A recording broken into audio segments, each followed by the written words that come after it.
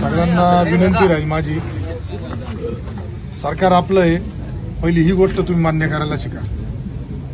सरकार आपलं आहे. त्यानंतर दुसरी गोष्ट अशी का गावात संगमनेरमध्ये जे अशांतता निर्माण करण्याचा प्रयत्न करताय, हा प्रयत्न मागील 1 महिन्यापासून निवडणुकीचा निकाल लागल्यापासून होतोय. या संदर्भात मी पोलीस वरिष्ठ अधिकाऱ्यांशी, SP साहेबांशी सुद्धा बोललो होतो. त्यावेळेसच मी शिंदे साहेब असेल, फडणवीस साहेब असेल यांना कल्पना दिलेली आहे. संगमनेरमध्ये जाणून बुजून वादविवाद करून दंगली घडवण्याचा प्रयत्न होतोय. याचे गोपनीय इनपुट्स माझ्याकडे निवडणुकीच्या निकालापासून आहे.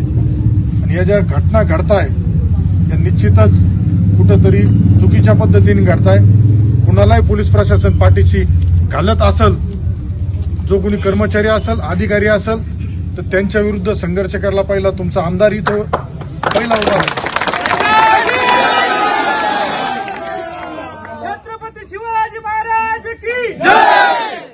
कायद्याचं राज्य असताना साहेबांनी एक जण ताब्यात घेतलाय, अजून आज रात्रीतून ताब्यात घेतील. ताब्यात घेतल्यानंतर काय कारवाई करता साहेबांना तुमच्या सगळ्यांसमोरच. मला ती सवय नाही 4 भिंतीच्या आतमध्ये जायचं आणि चर्चा करायची. जे काय साहेब तुम्हाला विनंती राहील, विनंती म्हणतोय, विनंती राहील, आरोपी आज रात्रीतून अटक झाले पाहिजे आणि कठोरात कठोर कलम लागले पाहिजे. त्यामध्ये कुठल्याही प्रकारचं हे आधी झालेले आजच्या काय होतं माहिती का, हेच तुमचं अपयश आहे. दरवेळेस काही झालं का थोडं थांबा ना. आत्ताच्या घटनेमधले जे आरोपी आहेत ते आयडेंटिफाय करा, त्यांच्यावरती कठोर कलम दाखल करा, कारवाई करा.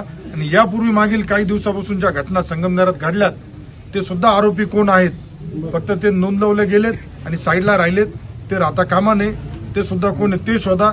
यांचे म्होरके कोण आहे, कोणाला संगमनेर शांत करायचंय, कोणाला संगमनेरमध्ये कायदा सुव्यवस्था बिघडायची, कोणाला संगमनेरमध्ये दंगलीचा प्रयत्न करायचा आहे, याला कोण राजकीय पक्षाचे नेते खतपाणी घालताय.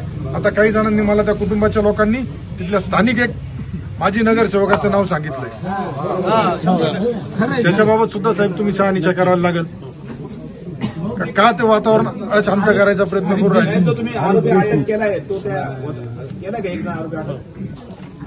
तो पाटपरीवाला त्याच्यामुळे वाद सुरू झाला. आणि साहेब त्याचं आहे ना, दुकान पूर्ण अतिक्रमणात. अरे दादा ऐक, सडा होणार त्या बाबतीत आता तुम्ही पहिलं आपल्याला जे म्हणणं आहे ना,